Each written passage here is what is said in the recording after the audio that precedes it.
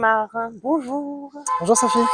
Vous avez 30 ans, vous avez grandi dans le coin, La Valette et Villefranche-de-Lauragais. Vous avez été ordonnée prêtre en juin 2020. Exactement. Vous êtes arrivé à Balma un an plus tard, Oui.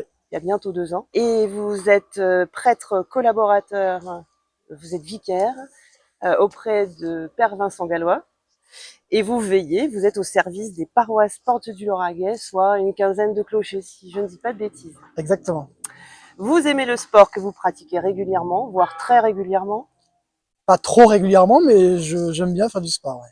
Vous soutenez en tout cas très ouvertement le Stade Toulousain. À tel point, je vous ai entendu dans une interview dire que le Stade Toulousain allait être champion du monde cette année. Exactement. Tellement il y a de Toulousains dans l'équipe. Et quand on vous croise à Balma comme aujourd'hui, c'est en soutane, c'est militant, pour attirer le regard, dites-vous, et susciter l'intérêt, voire la curiosité, et donc afficher la mission ici-bas. Et accessoirement, ne pas trop me poser de questions le matin quand je m'habille aussi. Vous avez plein de soutanes. J'ai une soutane, enfin j'ai deux soutanes, une hiver, une été, et puis voilà. Vous avez de réels talents, c'est mon jugement en vidéo. D'ailleurs, j'invite tous ceux qui nous regardent à liker votre chaîne YouTube, Aymar de Langotier, avec, excusez du peu, 12 000 abonnés. Et puis je résiste pas à placer forcément ici qu'il y a 2 ans, vous avez partagé une vidéo avec Thibaut Inchep, un Toulousain également, qui lui s'adresse, et je fais exprès la petite parenthèse, pas mal aux jeunes adultes. Exactement. Et on va y venir aux jeunes adultes. Exactement. Alors aujourd'hui, nous sommes chez Libermessence, chez Marie. Est-ce que vous savez pourquoi je vous ai amené ici? Je devine pour l'espace vert au plein cœur de Balma. Ouais, les lapins, c'est bientôt Pâques. Exactement, je vois le clin d'œil, c'est bon. Eh ben c'est pas ça. Alors en fait ici, nous sommes dans un ancien presbytère de Balma. D'accord, ok. Et il y a très peu de gens qui le savent. On m'a mis dans la confidence. D'ailleurs, c'est dans un livre de Clément Martin qu'on trouve à la bibliothèque de Balma, qui s'appelle Histoire de Balma, que l'on apprend qu'en 1869, l'évêché fait état d'un logement ici, loué 500 francs pour le vicaire. Alors 500 francs des anciens francs, c'est-à-dire 5 francs, c'est-à-dire moins d'1 euro par mois. Ok. Vraie fortune. Bon, c'était en 1869. Et le vicaire de l'époque qui a vécu ici et qui œuvrait donc à l'église Saint-Joseph en 1878 s'appelait l'abbé Joseph-Antoine Estève. Voilà, vous savez tout. Raison pour laquelle nous sommes venus ici. C'est pour ça qu'on y est bien peut-être. N'est-ce pas? Ouais. Bon, bah, c'était une bonne idée alors. Père Aymar de Langotier, me présenteriez-vous un petit peu, avec vos mots, avant quelques questions, votre livre? Le bonheur n'est pas dans le canapé, aux éditions Première Partie, sorti donc le 23 mars dernier. Un livre qui s'adresse aux plus de 15 ans et par différentes étapes, 40, on arrive à progressivement à reprendre le contrôle de sa vie et à retrouver le bonheur qui n'est pas dans le canapé, mais vous verrez où est-ce qu'il est à la fin du livre. Oui, alors justement, pourquoi reprendre? Vous pensez que les jeunes aujourd'hui, parce que on rappelle que c'est pour les jeunes adultes, à partir de 15 ans, vous pensez qu'ils ont plus le pouvoir, En fait, c'était un petit débat entre mon éditrice et différents membres de la rédaction sur le sous-titre c'est 40 jours pour devenir acteur de sa vie. C'était redevenir, devenir. En fait, partir du principe que on a toujours besoin de se remettre en question aussi de temps en temps et qu'on a besoin d'un déclic parfois pour avancer. Donc ce livre servira, j'espère, de déclic. Et donc c'est pas de dire vous étiez rien avant ce livre et avec ce livre vous trouverez la recette magique, mais c'est de dire voilà on passe tous des crises et des petites étapes et donc pour prendre le contrôle de sa vie, voilà où qu'on en soit pour avancer. Alors vous écrivez à un moment que la joie est l'élan vital qui nous fait avancer vers le bien. Est-ce que vous trouvez que les jeunes sont joyeux? Je trouve que les jeunes sont très joyeux et il y a un grand sens du service chez eux, je trouve. Et ils servent avec beaucoup de joie, notamment quand ils se donnent, je pense, aux plus petits, quand ils transmettent tout ce qu'ils ont à travers différentes activités. Je pense en paroisse, au patronage ou au catéchisme. à l'aumônerie. Ils ont une vraie joie de se donner, de transmettre ce qu'ils ont aux plus jeunes. Donc oui, je trouve que nos jeunes sont joyeux. Est-ce que c'est valable pour ceux qui ne sont pas dans l'église Tout à fait. Oui, oui, tout aussi? à fait. Oui, oui, oui, Ok. c'est la même base de jeunesse. Hein. Il n'y a pas de différence, je trouve. Le bonheur n'est pas dans le canapé, c'est la punchline du pape François en 2016 aux Journées mondiales de la jeunesse. Donc c'est vous plantez le décor quand même. On va parler un petit peu de spiritualité. Est-ce que ce livre est également à destination des athées, des musulmans, des juifs ou d'autres confessions? Complètement. Tout le monde peut lire ce livre-là. Il n'a pas été écrit exclusivement pour les catholiques. Parce que quand on prend les premiers chapitres, c'est très simple. Hein, c'est presque du développement personnel. J'appellerais ça même du développement spirituel. Ouais. C'est apprendre à se faire confiance, mettre en place de nouvelles habitudes, connaître ses faiblesses, s'affirmer comme adulte, savoir dire non. Voilà, plein de petites étapes très simples dans lesquelles il n'y a pas forcément dès le début des références à la Bible et à la religion. Et c'est sûr que progressivement, quand on prend les étapes dans l'ordre, on arrive évidemment à, à, à mettre en place une habitude de prière si on le ressent, à désirer Dieu, à le voir, à l'écouter dans sa parole. Voilà, donc il y a un chemin progressif, mais quand on le prend dès le début, je pense qu'on peut arriver doucement vers ces dernières étapes. Ouais. Alors justement, c'est un livre écrit par un prêtre à destination des jeunes. Je rebondis, surtout avec la fin que vous venez de mentionner. Est-ce que c'est une nouvelle manière de porter l'évangile pour l'Église, pour vous? Est-ce que c'est C'est une manière comme une autre. Les livres ont toujours existé dans l'Église, et il y a beaucoup de jeunes prêtres qui écrivent encore aujourd'hui des livres. En étant présents sur les réseaux sociaux et écrivant des livres, en sachant s'adresser à la jeunesse, c'est un moyen parmi tant d'autres de pouvoir porter l'annonce de l'Évangile. Mais le pape Jean-Paul II, déjà en 89, j'étais pas né, hein, créé les Journées mondiales de la ouais. jeunesse, voyant qu'il y avait un vrai désir de parler à ces jeunes-là. Donc voilà, bon, j'ai pas inventé la poudre en écrivant un livre. Et c'est même un peu osé d'écrire un livre pour les jeunes. On sait que nos jeunes ne lisent pas forcément beaucoup. Mhm. Et donc c'est un peu osé d'écrire un livre. Mais justement, on a voulu la maquette assez, vous voyez, assez dynamique, Ouais. assez belle, assez fluide, pour justement permettre aux jeunes de pouvoir picorer dans le livre et pas se dire c'est trop gros, j'y arriverai pas et je Ouais. mets sur ma table de nuit. Alors justement, vous avez cité les réseaux sociaux et nous sommes là en ce moment sur les réseaux sociaux. Euh, Vivre le moment présent, c'est aussi un des thèmes de votre livre. Qu'est-ce que vous pensez des réseaux sociaux, de TikTok, de tout ça? On va pas jouer les boomers en disant que c'est mal et que c'est pas beau, c'est pas bon. Il y a forcément du bon dans ces réseaux sociaux, dans le fait d'exprimer une créativité, dans le fait de mettre en avant ses talents, dans le fait de pouvoir partager un petit peu.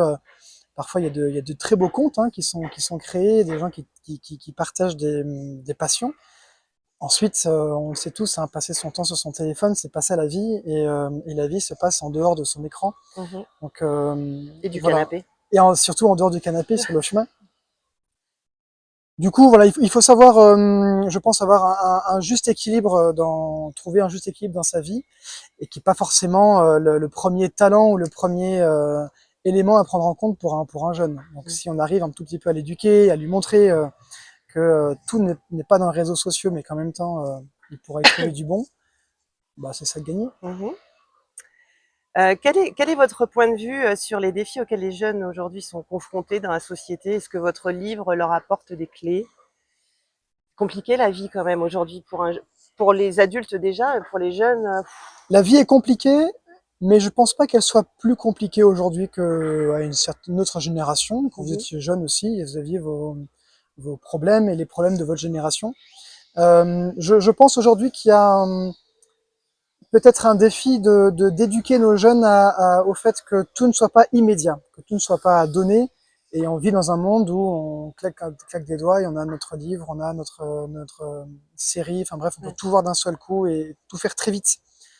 Et je pense qu'on a quelque chose à retrouver de la médiation, d'être voilà, d'écouter nos parents, d'écouter les plus anciens, d'écouter d'autres personnes que nos parents, de faire les choses un peu plus lentement, de reconsidérer les choses que l'on fait, de vivre dans le moment présent, pour apprendre à apprécier la vie. Et voilà, tout ne se fait pas rapidement. Et on acquiert de la sagesse au fur et à mesure des années. Et donc, on n'a pas à dire je sais tout à 15 ans. On saura à 40 ans et on comprendra à 50 ans qu'on ne savait pas tout à 15 ans et que voilà, on a le temps d'évoluer. Donc peut-être voilà, que tout n'est pas immédiat et que nous sommes des êtres de médiation. Nous avons besoin d'entendre le savoir d'autres. Ouais. J'aimerais vous poser des questions un petit peu plus farfelues, un peu plus personnelles. Qu'est-ce que vous pensez de l'intelligence artificielle? On revient un petit peu sur le numérique. Il y a quelque chose de fascinant dans l'intelligence artificielle, de savoir que elle produit des choses que le cerveau humain ne pourra jamais produire. Et il y avait déjà des prémices même dans les premiers ordinateurs, dans les années 40, 50. Et là, c'est concret physiquement devant nous. Donc c'est assez fascinant et en même temps, c'est un tout petit peu terrifiant de se dire que ça peut potentiellement remplacer des humains. Et j'espère qu'un jour on comprendra que tout ne se joue pas dans l'intelligence artificielle et qu'on a à retrouver du contact humain, retrouver du contact humain entre nous, parce que voilà. J'ai glissé une question ici, à l'instant, enfin, tout à l'heure, que j'ai générée par ChatGPT pour info. Ok. Et visiblement, l'intelligence artificielle a beaucoup de questions à poser au curé. C'est vrai. Bah, j'irai l'interroger alors. J'ai voulu faire le test et voilà, d'où la question. Je me posais la question quand même, qu'est-ce qu'à un moment, parmi les dangers, est-ce que la spiritualité ne pourrait pas être remplacée par une intelligence artificielle? Ça fait quand même un petit peu, enfin moi ça me fait quand même un petit peu. En fait, tout peut potentiellement être remplacé par l'intelligence artificielle et la religion parmi d'autres pans de la société.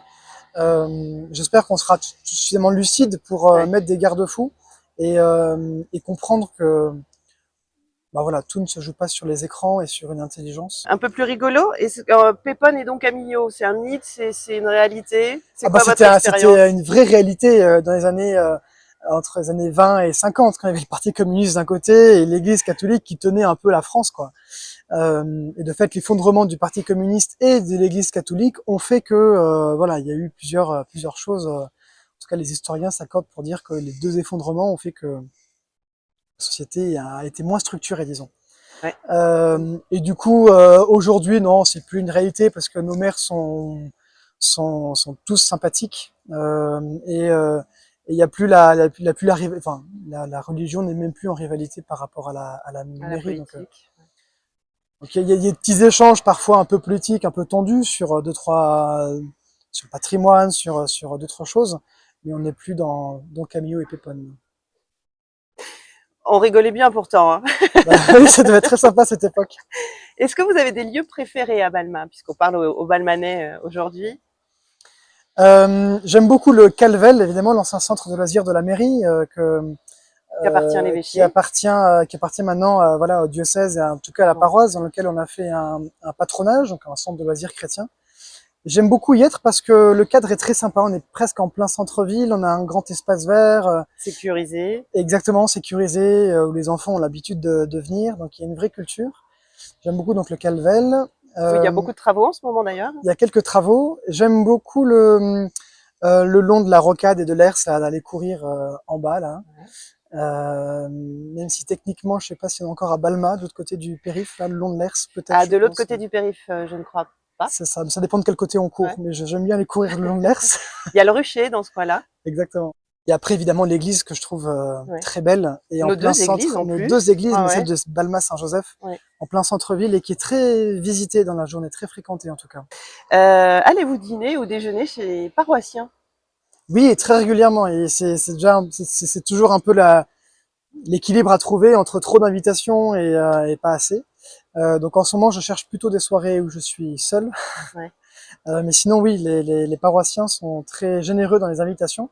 Et j'aime bien aller rencontrer les paroissiens dans un autre cadre que la messe ou qu'une demande de sacrement. Donc voilà, c'est un vrai plaisir d'aller dîner chez les paroissiens. Et puis ça, on mange toujours très très bien. Vous avez la ligne. Hein. Et enfin, avez-vous un péché mignon? Peut-être de trop aimer le Stade Toulousain, parce que j'y passe du temps. Hein, tout mon temps libre est à Ernest Vallon ou au Stadium. Et dès que voilà, c'est compatible avec dès que le Stade Toulousain ne joue pas, quand je dis une messe ou autre, j'avoue y aller assez souvent. Vous y étiez ce week-end? Prendre mon abonnement. Oui, j'y étais ce week-end. Ouais. Ah. J'étais. Vous avez dû voir ma fille. Enfin, vous êtes croisés. Oh, il y avait beaucoup de monde et il a beaucoup plu aussi. Et puis une sacrée ambiance. Hein. Exactement. Revenons un tout petit peu pour conclure, si vous voulez bien, à votre livre. Le bonheur n'est pas dans le canapé. On le trouve où? Il est à quel prix? C'est édité chez qui? Vous l'avez dit tout à l'heure, votre Donc c'est éditeur. chez Édition Première Partie. Il est à 17,90 et on le trouvera bientôt sur un Intermarché Balma. Ouais. Au rayon librairie, petit rayon librairie, et ensuite sur Internet, Oui. pas sur Amazon, mais sur Internet, notamment éditionpremierepartie.com, vous pouvez le trouver. On mettra le lien en commentaire. Est-ce qu'on peut imaginer qu'un jour on puisse venir avec notre livre et que vous le dédicaciez? Avec grand plaisir, je dédicace tous les livres qui arrivent au presbytère, il n'y a pas de souci, vous sonnez ou vous déposez dans boîte aux lettres avec un petit mot, et je vous le rends, c'est des choses qui se font assez facilement, j'ai toujours un stylo dans ma poche. Très bien, mais merci beaucoup. Merci Père Sophie. Aymar, à très bientôt. J'avais presque envie de venir avec des lunettes de soleil pour la blague ronde, parce que vous me faites parfois penser à Matrix, ça aurait été trop bien, un Stade Toulousain Matrix, mais bon, ce sera pour une prochaine. Et à très bientôt, merci du temps consacré. Merci Sophie.